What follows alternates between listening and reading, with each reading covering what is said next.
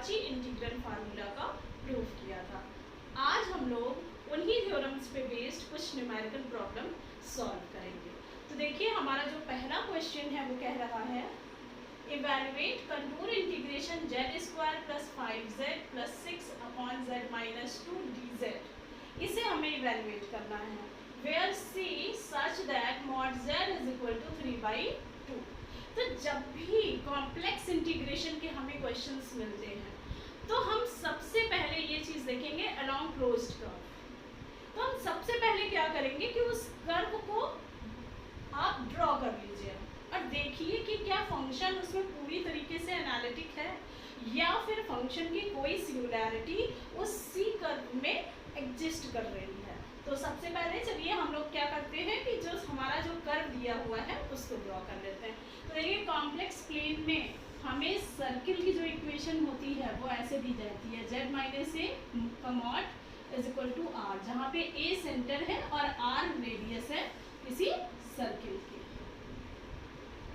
ठीक है, तो अब अगर मैं अपनी इस इक्वेशन को इससे कंपेयर कराऊं तो यहाँ पे z - 0 का मॉड है, तो यानी कि 0 हमारा सेंटर हो गया सर्किल का और रेडियस इसकी 3/2 हो गई। तो हमने सबसे पहले ये हमारा सर्किल बना लिया 0 सेंटर और 3/2 रेडियस का।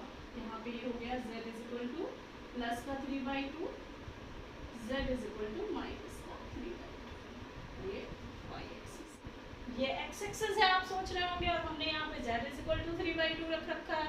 तो यहाँ पे देखिए क्या करते हैं कि z क्या है हमारा x + iy, अगर इमेजनरी पार्ट 0 हुआ तो z x के बराबर हो जाएगा, तो इसमें इमेजनरी पार्ट है नहीं तो z = 3/2 के टर्म में हम इसे यहाँ पे x एक्सिस पे एक्सप्लेन कर सकते हैं। ठीक है, अब देखिए अगर इस पूरे फंक्शन को हम देखते हैं तो ये पूरा फंक्शन जो fz है z² + 5z + 6 अपॉन z - 2, ये पूरा जो फंक्शन है हैज़ सिंगुलैरिटी। सिंगुलैरिटी मतलब जिस पॉइंट पे फंक्शन डिफाइन नहीं हो पाएगा एट z = 2। जाहिर सी बात है अगर हम यहाँ पे 2 रखते हैं तो क्या हो जाएगा 2 - 2 0, तो ये फंक्शन fz जो है वो डिफाइन नहीं हो पा रहा है z = 2 पे। तो इस फंक्शन की सबसे पहले मैंने सिंगुलैरिटी ढूंढ ली और कर्व भी हमारा जो क्लोज्ड कर्व है वो ड्रॉ हो गया। अब अगर ये सिंगुलैरिटी इस कर्व के अंदर एग्जिस्ट कर रही है तब तो इसे सॉल्व करने के लिए मैं कॉची इंटीग्रल फार्मूला लगाऊंगी, और अगर ये singularity out of the closed curve है तो फिर सिंपली हम इसमें कॉचीज थ्योरम से इसके इंटीग्रल की वैल्यू 0 रख देंगे। देखिए कैसे, सिंगुलैरिटी z = 2 है, जाहिर सी बात है z = 2 कैसा हो गया singularity outside of the curve C। ये C जो कर्व है इसके आउटसाइड जा रही है जो हमारी सिंगुलैरिटी है। तो यानी कि ये जो फंक्शन है अगर हम इस C के अंदर बात करें और C की बाउंड्री पे बात करें तो चूंकि कैसा फंक्शन है पॉलिनोमियल फंक्शन है, पॉलिनोमियल फंक्शन एनालिटिक होते हैं throughout the complex plane. तो जब थ्रू आउट कॉम्प्लेक्स प्लेन में ये फंक्शन एनालिटिक है तो इस क्लोज्ड कर्व के अंदर और बाउंड्री पे एनालिटिक होगा ही होगा। दूसरी बात आप ये देखिए सिर्फ ये z = 2 पॉइंट पे डिफाइन ही नहीं है फंक्शन, तो z = 2 पॉइंट इसके अंदर आ ही नहीं रहा है, तो हम लिखेंगे कि as fz is analytic inside and on C। Polynomial function है इसलिए एनालिटिक है इनसाइड एंड ऑन C, और इसका अगर डेरिवेटिव भी हम निकालें तो वो अगेन पॉलिनोमियल फंक्शन हमें मिलेगा। बाय पॉलिनोमियल इसको अगर हम f' निकालें तो वो भी कंटिन्यूअस होगा क्योंकि पॉलिनोमियल फंक्शन कंटिन्यूअस भी होते हैं, तो f' भी एग्जिस्ट करेगा इसके अंदर। Hence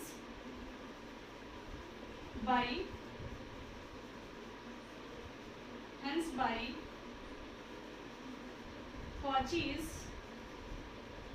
integral theorem contour integration z² + 5z + 6 upon z - 2 dz = 0। क्यों? क्योंकि कंटूर इंटीग्रेशन ये इसका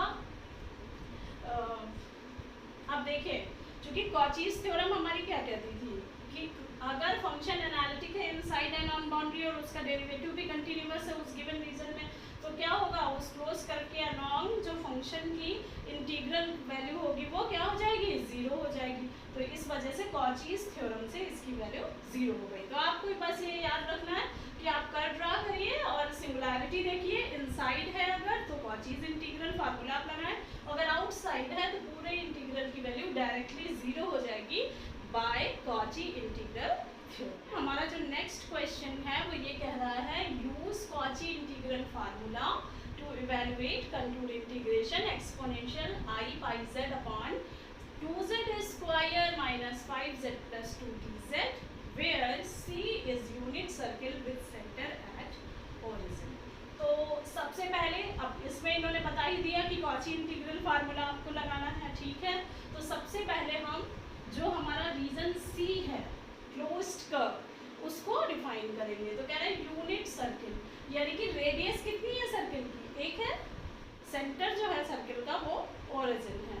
तो ओरिजिन को सेंटर मान के हम सबसे पहले यूनिट सर्किल बना लेते हैं, यानी कि ये z इज इक्वल टू 1 हो गया और ये z इज इक्वल टू आपका -1, ओरिजिन हमारा सेंटर है। अब हम देखते हैं कि जो गिवन फंक्शन है उसकी सिंगुलैरिटी एग्जिस्ट कर रही है इस रीजन, हमारा जो क्लोज्ड कर्व C है उसके अंदर या फिर बाहर। तो जो हमारा देखिए जो फंक्शन है, जाहिर सी बात है फंक्शन जो ये आपका डिनोमिनेटर का टर्म है उसको हम जीरो रख के देखेंगे, जो पॉइंट निकलेंगे उन्हीं पे फंक्शन जो है वो डिफाइन नहीं होगा। तो हमने देखा 2z square minus 5z plus 2 equals 0। अब इसे देखिए हम फैक्टराइज कर ले तो 2z square minus 4z minus z plus 2 is equal to 0, 2z z minus 2 minus 1 z minus 2 equals 0, z minus 2 2z minus 1 equals 0, यानी कि z equals 2 and z is equal to 1/2। ये दो हमारी क्या हैं, सिंगुलैरिटीज हैं। सिंगुलैरिटीज क्या हो गई, जहां पे फंक्शन डिफाइन नहीं होगा। तो देखते हैं ये सिंगुलैरिटीज आउटसाइड है या इनसाइड है। तो z इज इक्वल टू कितना है 2, तो 2 तो जाहिर सी बात है हमारा आउटसाइड है तो मतलब ही नहीं, और z is equal to half, तो ये हमारी क्या होगी, सर्किल के अंदर होगी singularity z is equal to half. तो इसके अलावा हमने क्लोज कर्व बना लिया C1, ये तो हमारा C दिया ही हुआ था। अब हम लोग क्या करेंगे कि अब हम इसमें कॉची इंटीग्रल फार्मूला अप्लाई करेंगे। देखिए कैसे, सबसे पहले तो जो हमारा फंक्शन लिखा है उसको हमने लिख दिया i pi z dz upon 2z square minus 5z plus 2। इसके फैक्टराइज्ड फॉर्म लिख देते हैं, इसको हम लिख देंगे e to the power i pi z 2z minus 1 z minus 2 dz। अब देखिए जब भी कॉची इंटीग्रल फार्मूला हम अप्लाई करेंगे ध्यान देंगे कि z का कोफिशिएंट हमेशा 1 होना चाहिए। तो हम यहाँ से 2 कॉमन ले ले रहे हैं, तो हमारी जो वैल्यू आ जाएगी वो हो गई 1/2 along closed curve C e to the power i pi z z minus 1/2। और ये तो सिंगुलैरिटी वाला पार्ट है नहीं, तो इसको हम अगर लिखेंगे तो नेक्स्ट टर्म में देखिए हम इसे कैसे लिखेंगे। पहले तो हमने अपने इस फंक्शन को इस तरीके से लिख लिया। अब हमारा जो क्वेश्चन था उसको हमने, चूंकि z माइनस 2 तो हमारी singularity outside of the circle है, इस साइड क्लोज कर्व C तो है नहीं, तो उसको हमने फंक्शन को इस फॉर्मेट में लिख लिया, ये जिसमें कि हम कॉची इंटीग्रल फार्मूला लगा पाए। देखिए कॉची इंटीग्रल फार्मूला हमारा क्या था, contour integration fz upon z minus a dz is equal to 2 pi i fa। अब जहाँ पे z माइनस a में a हमारी सिंगुलैरिटी हो गई और पूरा बाकी जो फंक्शन है वो fz हो गया, ठीक है, जो कि एनालिटिक होगा इनसाइड दिस कर्व C। और ये हमारी इसकी इतनी वैल्यू हो गई। तो अगर मैं अप्लाई करूँ ये थ्योरम यहाँ पे, तो वैल्यू हमारी हो जाएगी इसने इंटीग्रल की, कॉची इंटीग्रल थ्योरम से 2 पाई आई एफ 1 बाई 2। चूंकि हमारी सिंगुलैरिटी कितनी है इसमें, देखिए 1/2 है और एफ जेड हमारा क्या है, ये पूरा ये फंक्शन है। तो जब हम 1/2 इसमें रखेंगे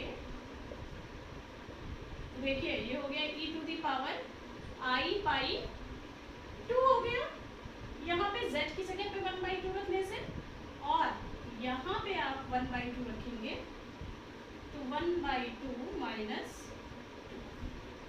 2 से 2 कैंसिल आउट। अब आप देखिए e to the power i theta को हम कहते हैं cos theta plus i sine theta. cos π/2 की वैल्यू होती है 0 और sin π/2 की वैल्यू होती है 1। तो अब हम e टू दी पावर, यहाँ पे तो ये वैल्यू आ गई पाई आई, और ये जब सॉल्व करेंगे तो अपॉन में आ जाएगा माइनस का 3/2। अब इसे जब हमने सॉल्व किया तो ये आया cos π/2 प्लस आई sin π/2। अब देखिए cos π/2 0, sin π/2 1, तो यहाँ पे ये पूरी वैल्यू आई आ गई, और आई का जो मल्टीप्लाई होगा वो आई स्क्वायर -1 होती है आई स्क्वायर की वैल्यू। तो जब यहाँ पे -1 रखेंगे तो इस माइनस से कैंसिल आउट हो जाएगा, और ये वैल्यू आ गई 2/3 पाई। हमारा सवाल है use Cauchy's integral formula to evaluate contour integration sin pi z square plus cos pi z square upon z minus 1 z minus 2 dz, where closed curve C is a circle of center 0 and radius 3। तो सबसे पहले हमारा काम इसमें क्या होगा कि हम इस क्वेश्चन में सिंगुलैरिटीज देख लें कि क्या है फंक्शन की। तो क्लियरली यहाँ पे जो सिंगुलैरिटीज हैं वो z = 1 और 2 हैं। और सेकंड हमारा काम है कि हम चेक करें कि इस सर्किल के अंदर ये सिंगुलैरिटीज लाई कर रही हैं या फिर नहीं कर रही हैं। तो सर्किल ड्रॉ करते हैं सबसे पहले।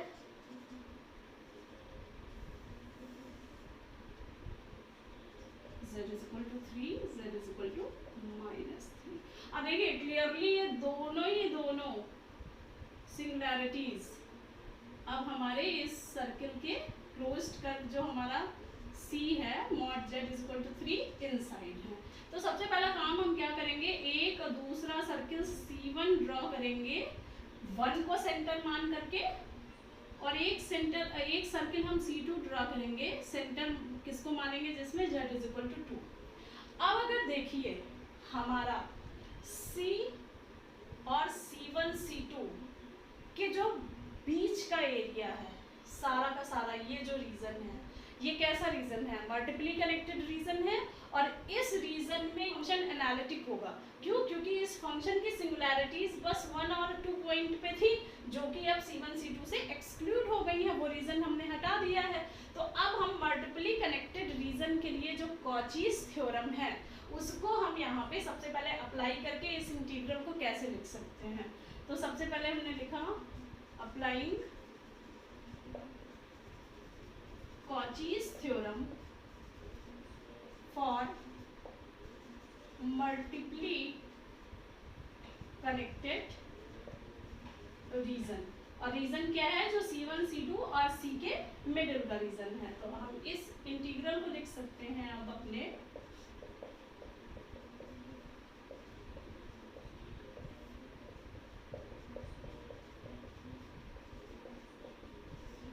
C1 sin pi z square plus cos pi z square upon z minus 1 z minus 2 plus C2 sin pi z square plus cos pi z square upon z minus 1 z minus 2 dz। अब देखिए अगर मैं C1 वाले अपने circle को देखती हूँ तो वहाँ पे सिर्फ function z is equal to 1 point पे ये फंक्शन क्या है, यहाँ पे इस z is equal to 1 point पे c1 पे फंक्शन डिफाइन नहीं हो रहा है। तो इस फंक्शन को हम कॉचीज इंटीग्रल फार्मूला अप्लाई करने के लिए कैसे लिख लेंगे, sign pi z square plus cos pi z square upon z minus 2 upon z minus 1 dz plus, अब इसमें देखिए क्या है, C2 वाले सर्किल के अंदर सिर्फ 2 पॉइंट ही है सिंगुलैरिटी जहाँ पे ये फंक्शन डिफाइन नहीं हो रहा है। तो इस फंक्शन को हम ऐसे लिख लेंगे इस तरीके से, sign pi z square plus cos pi z square upon z minus 1 z minus 2 dz। देखिए ऐसे हमने क्यों लिखा, आपने देखा होगा कि कॉची इंटीग्रल फार्मूला हमारा क्या था, देखिए कॉची इंटीग्रल फार्मूला हमारा था f z upon z minus a d z is equal to 2 pi i f a. अब ध्यान से समझिएगा, जो हमारा रीजन सी था उस रीजन में जो एफ जेड फंक्शन था वो पूरा का पूरा एनालिटिक था और z इज इक्वल टू ए जो था वो हमारा सिंगुलर पॉइंट रहता था। तो अब देखिए ये वाला जो फंक्शन पूरा का पूरा क्या है, इस फंक्शन को pi z square plus cos pi z square upon z minus 2, c1 पूरी तरह से एनालिटिक होगा कि नहीं होगा, क्यों, क्योंकि जो ये 2 था हमारा इसकी नॉन सिंगुलैरिटी वो तो एक्सक्लूड हो गई और हमारा z is equal to 1 point inside the circle है, यानी कि ये पूरा फंक्शन एनालिटिक है c1 रीजन में और z is equal to 1 point inside the circle c है। तो अब यहाँ पे और इसमें भी क्या था, एफ जेड एनालिटिक होता था और z इज इक्वल टू ए जो पॉइंट होता था वो इनसाइड द सर्किल होता था, तब इस इंटीग्रल की वैल्यू 2 पाई आई एफ ए हम लोग लिखते थे। तो इस इंटीग्रल की वैल्यू अब हम लोग लिख सकते हैं 2 पाई आई और f हमारा इस केस में ये है, that is sine pi z square plus cos pi z square upon z minus 2 at z is equal to यहाँ पे a हमारी वैल्यू 1 हो गई। अब अगर हम दूसरा वाले पार्ट के इंटीग्रल को देखें C2 सर्किल में, तो देखिए C2 सर्किल में 2 पॉइंट इनसाइड है और ये जो पूरा फंक्शन है हमारा वो एनालिटिक है इनसाइड द सर्किल C2 के अंदर ये फंक्शन हमारा एनालिटिक है और 2 पॉइंट इनसाइड द है सर्किल। तो ये जो हमारी कॉचीज इंटीग्रल फार्मूला जो हमने लिखा है वो फिर से इसमें भी अप्लाई हो जाएगा और इसके लिए जो फंक्शन है एफ जेड वो ये रहेगा, sign pi z square plus cos pi z square upon z minus 1 और यहाँ पे ए पॉइंट आपका क्या है, z इज इक्वल टू 2। तो अब हम क्या करेंगे, z इज इक्वल टू 1 और इस वाले फंक्शन में z इज इक्वल टू 2 रख देते हैं। देखिए तो हमने क्या किया कि z इज इक्वल टू 1 यहाँ पे फंक्शन में वैल्यू रख दी और यहाँ पे जो फंक्शन था उसमें z is equal to 2 value रख दी। अब देखिए इसे सॉल्व करके हमारी वैल्यू क्या आती है, साइन पाई की वैल्यू 0, कॉस पाई की वैल्यू -1 अपॉन में ये भी वैल्यू -1 हो गई plus 2 pi i sine 4 pi 0 cos 4 pi 1 upon 1। तो टोटल जो हमारा इंटीग्रल था sine pi z square plus cos pi z square upon z minus 1 z minus 2 d z, इसकी वैल्यू आपकी आ गई 4 पाई आई। क्वेश्चन है evaluate contour integration e to the power -2z dz upon z plus 1 का whole cube और जहाँ पे close curve है mod z is equal to 2। तो यानी कि 0 सेंटर और 2 रेडियस का सर्किल हमारा है, हमने ड्रॉ कर लिया।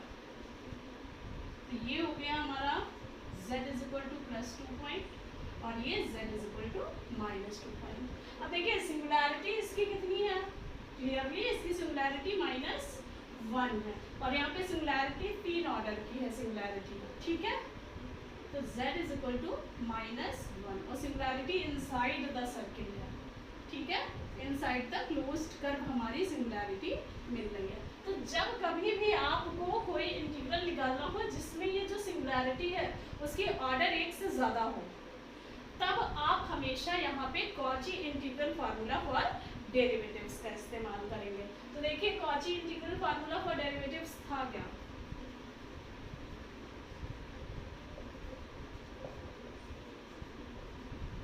Cauchy's integral formula for derivatives.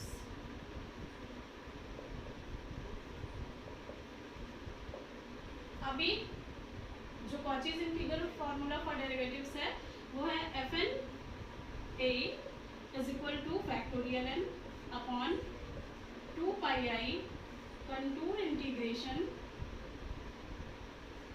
fz upon z minus a to the power n plus 1 dz। ये इसकी वैल्यू थी। तो अगर हम अपने क्वेश्चन में ये थ्योरम अप्लाई करना चाहते हैं जहाँ पे फंक्शन एफ जेड एनालिटिक था इनसाइड एफ जेड जो हमारा फंक्शन है, यानी कि एफ जेड क्या हुआ अगर इसको हम कंपेयर कराएं यहाँ पे, तो एफ जेड हमारा e to the power minus 2z हुआ, ठीक है, और a की वैल्यू हो गई -1 और n की वैल्यू अगर कंपेयर कराएंगे तो 2 आ जाएगी। तो अब हम इसमें जब अप्लाई करेंगे Cauchy integral formula e to the power -2z upon z plus 1 cube dz, तो ये वैल्यू आ जाएगी 2 पाई आई अपॉन n की वैल्यू चूंकि n प्लस 1 है तो यहाँ फैक्टोरियल n लिखते हैं, यानी कि फैक्टोरियल 2, और यहाँ पे आ जाएगा f डबल डैश a की वैल्यू है -1, तो इसकी वैल्यू इतनी हमारी आनी चाहिए by Cauchy's integral formula for derivatives. अभी हम क्या करेंगे, अब एफ जेड देखते हैं हमारा क्या है। एफ जेड हमारा अगर कंपेयर करें फंक्शन को तो e to the power -2z है, तो f z is equal to e to the power -2z, f dash z हो जाएगा -2 e to the power -2z, और एफ डबल डैश जेड कितना हो जाएगा 4 e to the power -2z, और हमें किस पे वैल्यू निकालनी है -1 पे, तो एफ डबल डैश -1 की वैल्यू 4e स्क्वायर आ गई आपकी। अब यहाँ पे वैल्यू रख देते हैं, तो ये हो गया 2 पाई आई फैक्टोरियल 2 की वैल्यू 2 और इसकी वैल्यू हो गई 4e स्क्वायर। तो ये टोटल जो हमारा इंटीग्रेंट है उसकी इंटीग्रल वैल्यू जो पूरी है वो आ गई 4 pi I E square. I hope कि आज जितने भी क्वेश्चन हम लोगों ने डिस्कस किए हैं आप लोगों को सभी बहुत अच्छे से समझ में आ गए होंगे, और अब आप लोग इस तरह के और बहुत सारे क्वेश्चन प्रैक्टिस कर लीजिएगा जिसमें आपका ये जो कॉन्सेप्ट है और भी ज़्यादा क्लियर हो जाए। Thank you.